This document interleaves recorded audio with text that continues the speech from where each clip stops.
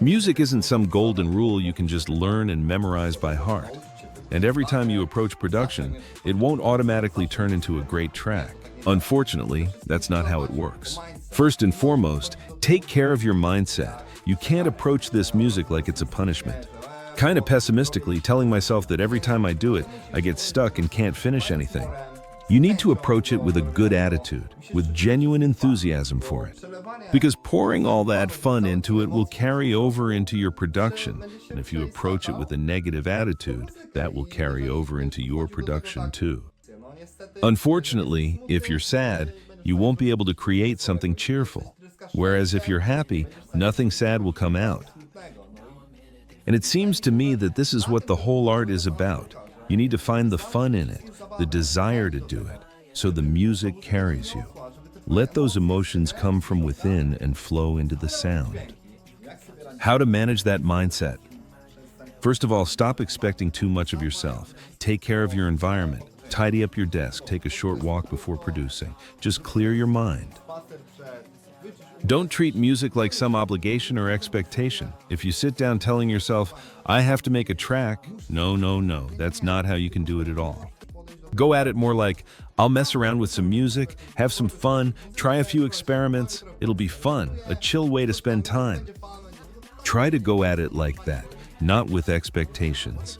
Otherwise, 10-15 minutes in, something won't go your way, and boom, block, your thoughts go negative and the magic just vanishes. So remember to keep it chill, approach it with ease and calm. Above all, it should be fun. It should feel like an adventure. Pour those good emotions into the music. That's exactly how it should be. And as mentioned earlier about expectations, life moves in waves, and that applies to production too. Sometimes we end up making a better track, sometimes a worse one, and that's often just how it goes. And it often looks like this. You do manage to make a good track. It's just that sometimes you simply can't. Sometimes things turn out better, sometimes worse, and you can't let it get to you. We all go through this. Sometimes we get demotivated and distracted because we don't see progress in ourselves. It's like seeing yourself in the mirror every day and looking at yourself. You age little by little, but you don't really notice it. But if someone sees you after 3 years, they'll notice those changes in you. And the same goes for progress. I can compare it to this. When I listen to my tracks from 2 or 3 years ago, only now do I hear the mistakes I was making back then.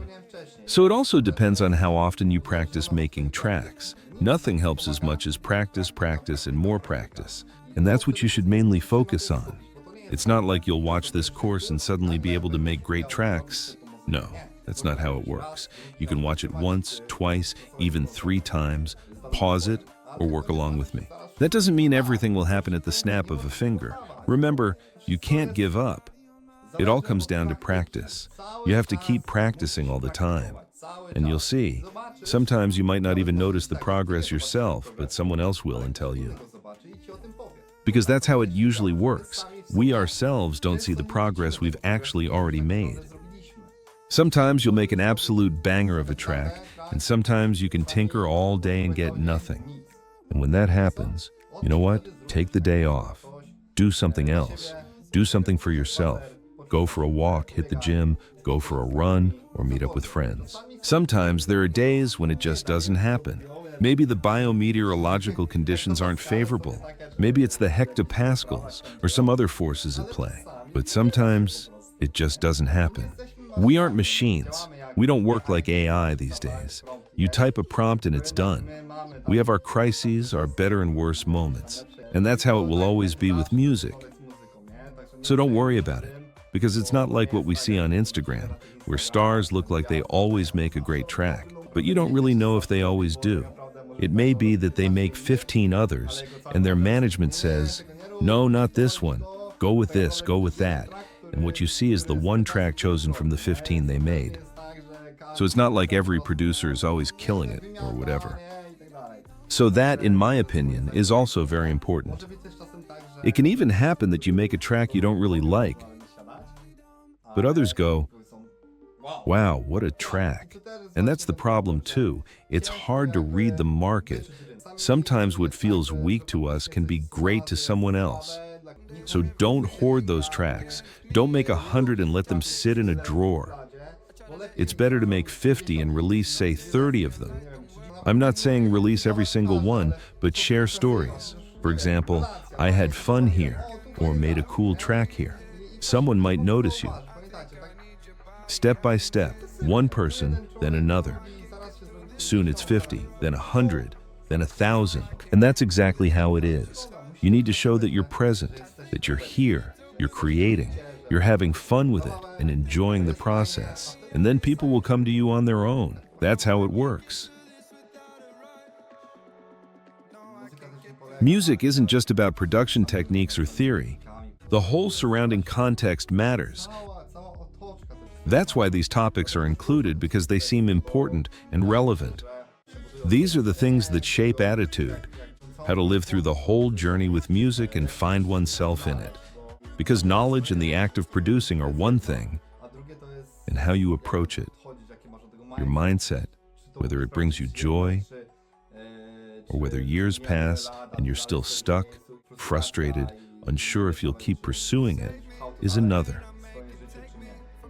So, in my view, this music psychology, so to speak, is very important too. Determination matters, and arguably, it's the most important thing. Don't give up. There will be criticism, no matter how good or how bad you are. There will always be critics, and there will also be people who support you. But there will also be others constantly trying to needle you. You're weak, blah, blah, blah. That's how the world works. We have to cope with not being perfect. We're not machines. And thankfully, that's what sets us apart. In these times, when it may seem like you can make a banger with 3 prompts, it's unclear where that leads. But hopefully people will open their eyes. The machine won't do everything for us. What matters here is us, not AI. Been there myself, and many producers have wondered whether it still makes sense with all this AI. Let's make use of AI. I'm not saying to prompt entire tracks, although if someone wants to, they can. Their life, their choice. Still, it's worth holding on to that passion. Don't give up, don't get discouraged. Just learn to find your footing in new situations. Above all, look at it positively. And let me repeat, don't give up. Prove it to those who don't believe in you, and prove it to yourself that you'll reach your goal. Even if it takes 5 or 10 years, you've got this. I believe in you. My mindset is, maybe this one won't work out. Maybe I didn't get into that label. Sure, there's a bit of a slump, but what do? I grit my teeth and say, yeah, watch this, and I keep pushing. You keep going, and after a while you say, wow, or people on the outside say, wow, you really have determination. You've got grit. That's what it's mainly about. In fact, that's what it's about in any passion. Let's take it a step further. We've covered the more emotional mindset side. Now let's move a bit toward production and talk about what is actually needed to produce. Right away, formal music school isn't required. Of course, if you studied it, things will be easier because you have a foundation. But nowadays, there's so much knowledge available. When starting out, there were maybe 10 or 20 tutorials total. You'd learn a bit, and it felt like, wow, so much knowledge. Now there are countless tutorials and resources, an enormous amount of knowledge available through courses, videos, and online tutorials. With this level of access to information today, there's no need for school to make good music. I'm self-taught. I didn't attend any music school, and yet I managed to release tracks on some bigger labels and sometimes get decent numbers. I used to think, I need music school to produce. I need a better monitor, better headphones. No, I definitely need to switch DAWs because this one isn't working. I kept looking for a culprit, but it turned out that wasn't it. The truth is, You don't need lots of gear. Of course, the more and the better the gear, the better. Obviously. It isn't strictly necessary for any of this, because what do you really need today? A computer. And these days, machines can easily handle smaller or less demanding projects. No problem. And what else? I definitely recommend having studio monitors and headphones, because it's great to check music on multiple systems. It's worth having speakers for reference. Many times I worked on headphones and everything sounded fine, but then I switched to speakers and thought, what happened here? Or in the car. On headphones sounded fine, then you play it in the car and it's like, what the fuck? What just happened? So it's worth checking a production on different systems, and this might surprise you. On a phone speaker too. Imagine that most listeners will first hear the track on a phone, and that's a bit tricky. Sometimes you tune a track with extreme stereo pans, but on a phone, even with left and right speakers, you're effectively hearing it in mono, so it suddenly sounds different. Why? Because it wasn't checked in mono. That's what these small details are about. The little things that make a track sound clean. The overall picture is built from all those tiny details. Combine 500 small, precise choices, and that's what creates the full picture of the track. We'll go through this course calmly and at an easy pace. You can always pause at any point if something isn't clear. You can even message me if something doesn't make sense. I'll be happy to explain what I meant and what I wanted to convey. I'll do my best to make everything as clear as possible, but sometimes things can still be unclear. So feel free to write to me on Instagram or anywhere else. I'm here to help. In this course, we'll cover the bass house genre and use it as our foundation. I'll get straight to what bass house is about, its defining characteristics. Step by step, I'll explain roughly what I put where I aim to build tension, and where to release it, so it makes sense and can be mapped onto personal understanding. Interpret it in your own way and experiment. Above all, remember to experiment with music. Don't listen to people saying, you have to do it more like this, more like that. We're approaching a point where everything sounds so formulaic and familiar that increasingly it will be the extreme experimental ideas that stand out. And remember, if a style is copied constantly, a personal style will never truly develop. If experimentation continues, there may be chaos at first, but once that chaos is shaped, it becomes a unique style. So I'll just reposition the camera, pop the window up so you can see my DAW, and we'll go through it step by step. I got a bit ahead of myself jumping into the practical part, but I want to mention a few more things. I want to cover them so as much information as possible can be taken away and applied, because every element I talk about is, in part, important. I also want to touch on musical flow. You've probably run into this. You're building a break or a drop and can't get the break to work. Or the other way around, you can't move from the drop into the break and you get stuck. I remember a while back, 3 or 4 years into producing, I'd build only breaks, then try to build a drop for them, and I'd freeze right there. The main issue was that by not building full tracks, just focusing on the breaks, polishing them with mix and mastering and adding tons of elements, the break sounded finished. Then when starting the drop, I'd spend, say, 3 hours on the break and only 30 to 60 minutes on the drop. So the quality contrast was huge and it didn't gel. At some point, the contrast between the quality of the break and the drop was so big that they never clicked together, and I wouldn't finish the track.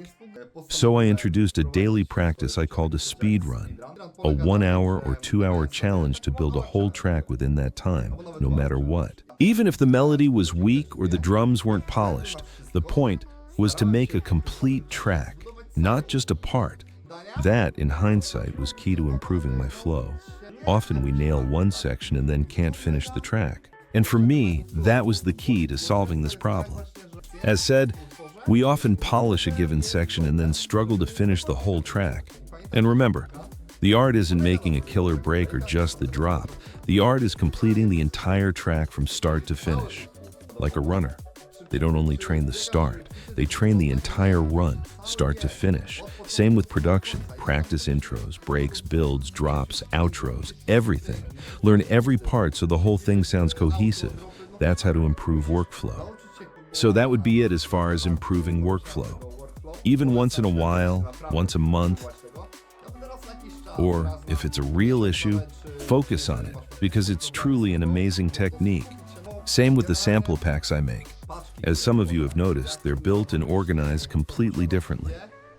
Before making my own packs, I used to create folders and drop specific sounds directly into them, grouped so I had instant access without digging through various folders, especially since every pack uses different naming conventions for things like kicks, claps, or effects. The main goal was to speed up workflow and have everything at hand when needed. When I got into sound design and started making packs, I categorized them the same way and found it works really well. I always joke with my friend Ardo, who I often collaborate with. At first, he argued with me that my way wasn't better. He was used to other packs. I'd tell him, all right then, go find, say, a kick in another pack and start counting. 1, 2, 3. It always makes me laugh. After a while, using my packs, he admitted I was right. It really is easier and faster. That's precisely why a different folder organization also improves working time. Like I said, if I'm looking for a riser, I glance left, click risers, and it's there. I don't have to wonder whether someone filed it under FX, Atmospheres, or some other folder. Or when I'm looking for some percussion or another sound, I just click percussion shot and it's there instantly. That's exactly the point. This different folder organization is also a nice component for improving workflow. Another important thing, which comes from personal experience, I still make this mistake sometimes, is overcomplicating a track. I'm not really a DJ. I used to play some 18th birthdays and private events, but I'm mainly a music producer. At some point, I started complicating tracks more and more, and stopped listening like a regular listener. For example, I'd make a drop melody, nice first idea, laid down in MIDI, sounded good, and then I'd loop it, and after a while it would start to bore me. Then I'd begin to refine it, again and again. After a while, the melody starts to bore me, and I begin adding more notes, more and more. As a result, the melody becomes overloaded, and I don't feel it anymore because I've gotten too used to it. Only after coming back to the project in a few days would it be obvious. You open it after 3 or 4 days and think, what was the author even thinking? The trap in melody writing is overcomplicating it. I've noticed it's sometimes better to keep something super simple. Go with the first idea and move straight to the next section, rather than perfecting one part at all costs. Otherwise, it leads to exactly what was just described. Often, we also build on a weak foundation. What does that mean? For example, a chord progression that runs through the whole track is just okay, not great. Then there's an attempt to dress it up with ambiances, FX, and other bells and whistles. The problem is, instead of creating a simple, solid foundation that already sounds good on its own, there's a tendency to force it, trying to prop it up with sound design or by piling on more elements. The result is a dense wall of information, and despite the busy mix, the track still doesn't sound good. If the foundation is poor, it won't work, so it's worth paying attention to that. Another key issue is mixing itself. And a very common mistake producers make, mixing on fatigued ears. Our ears get bombarded by the frequencies we're hearing, especially on headphones, and physiologically start to protect themselves. So perception stops being accurate. For example, high frequencies may be heard less. After long composing sessions, say 5 hours, and then a 3-hour mix right after, or all night, the next day, it's, "Ow, my ears, what happened?" The highs are over bright because they were boosted too much. This happens because hearing has started attenuating part of the spectrum, leading to pointless boosts. Instead of a focused 1 to 2 hours, the whole night gets spent fixing and making new moves every hour, and it ends up sounding worse than when the mix began.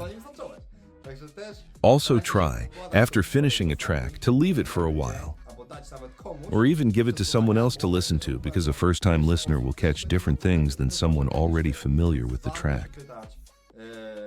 It's worth asking for feedback and taking every suggestion reasonably seriously. Not that everything needs to be implemented, but it lets new issues be found in the music.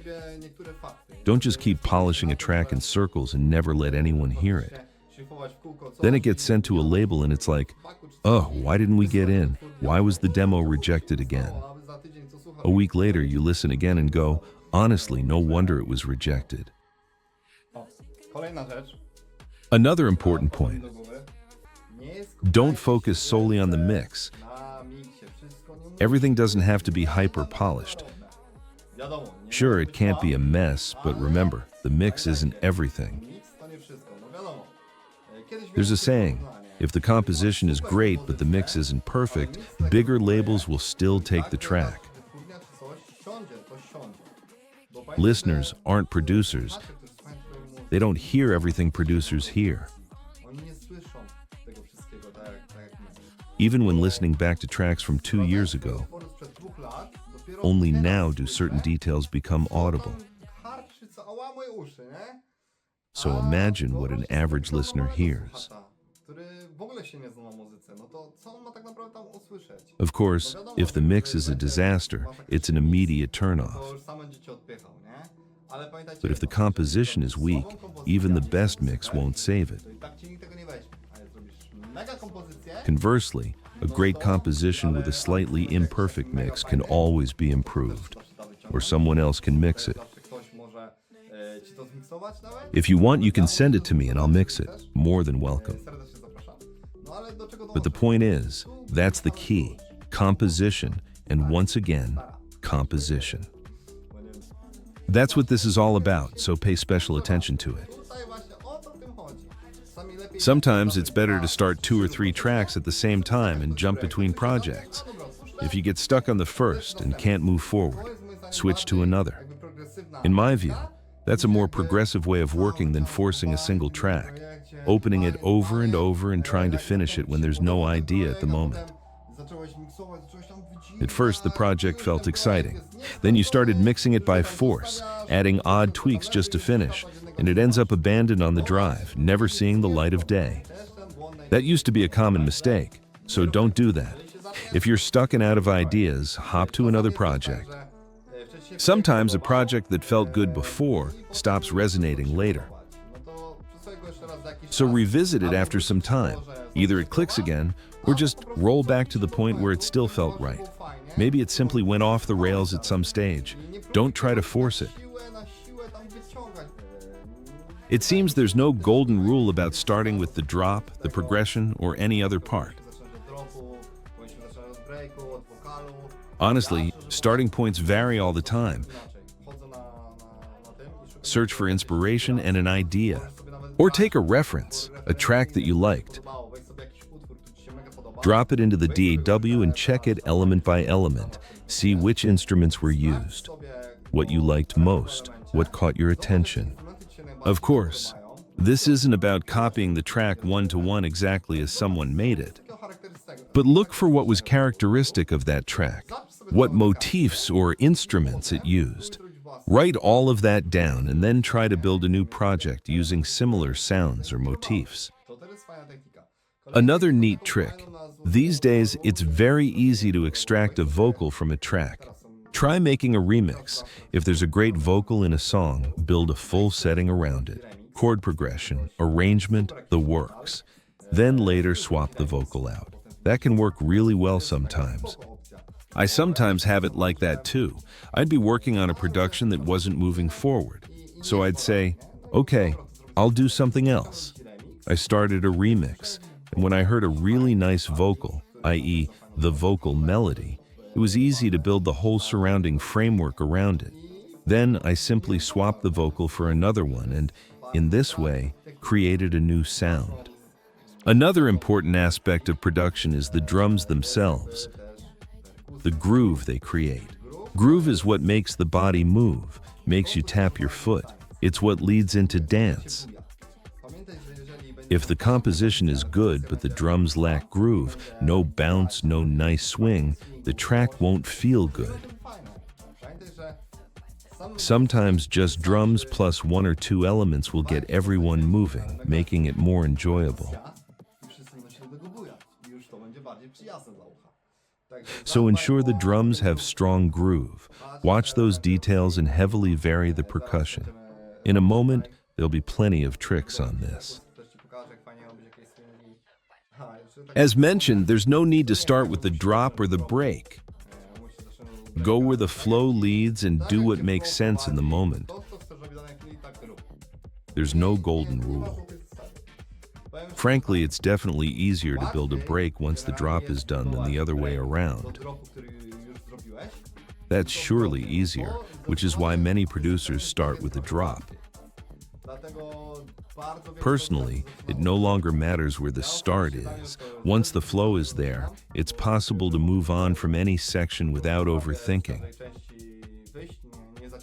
For some, though, this can be an issue, so consider this a useful tip.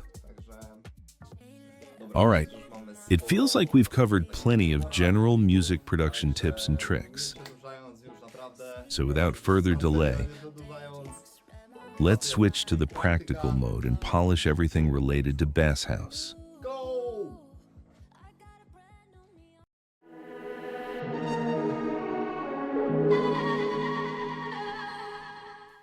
Today we'll be talking about Bass House, as mentioned earlier. My take is that it's house at around 126–130 BPM fused with dubstep.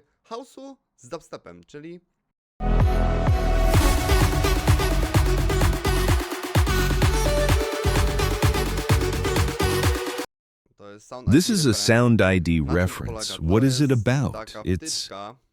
We have an intro here. Then we move on to the build-up. We have the drop here. And generally I could finish at this point. In the first drop I leaned on Serum and the like, whereas in the second I tried to use more samples to show different approaches. Generally, a radio mix would look like this. We would start with, be careful so you don't get phase cancellation. As you can see, we have a kick here, and the waveform goes up and down, up and down. Let's insert two kicks now. Let's record these two kicks now. And what happened here? Look, we got phase cancellation. A kind of hole formed, and it sounds unpleasant. Do you hear how one cancels the other? In the end,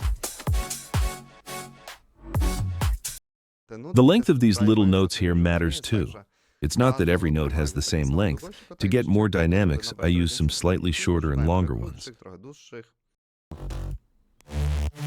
Here it's just a Reese. Here we have the fundamental bass plus a second element at +7 semitones.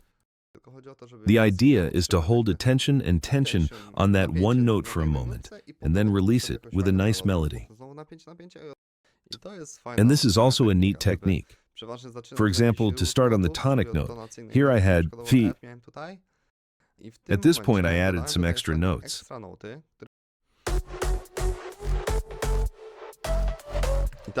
And as you can see here, the bass is jumping across octaves. We've got a ton of effects on it. Listen to how it sounds without them. Here's a nice reverb from Kashmir. I highly recommend it. It works like this. when the lead hits. And here, there's a looped motif, as if I were making a build-up, only at the end. See how nice it sounds.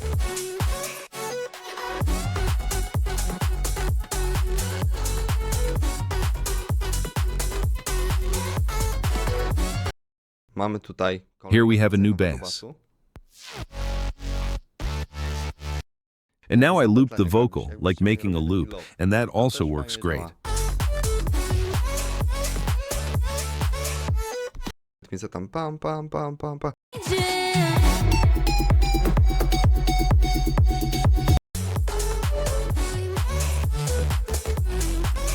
Here I'm pulling in the stereo on the mids a bit. A combination of two drum kits with a ton of effects.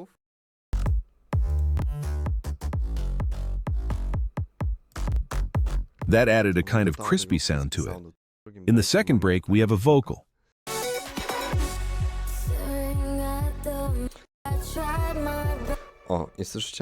And here I cloned this vocal and added, this plugin is amazing. It has a de-esser built in, which works really well here. Most often with vocals, I do it like this, that. Here we have the glue, a compressor that glues this together for me. I'll spark a bit of creativity in you. We'll bring out what's playing inside you. And now, open the program you create in. First, mark out the sections the way I've marked them here. Next, choose a percussion loop, so-called top loop. Now choose the scale you'll work in. It could be G, A, G, it doesn't matter. So most often we go up here, and the last note goes down, and that is your questions. Copy this melody to the second section and make a change at the end here. A different counter melody, but try to keep your rhythm. Next, go to the second part of the drop. Now copy that first drop to the beginning. So thank you once again for taking part in this course, and best regards.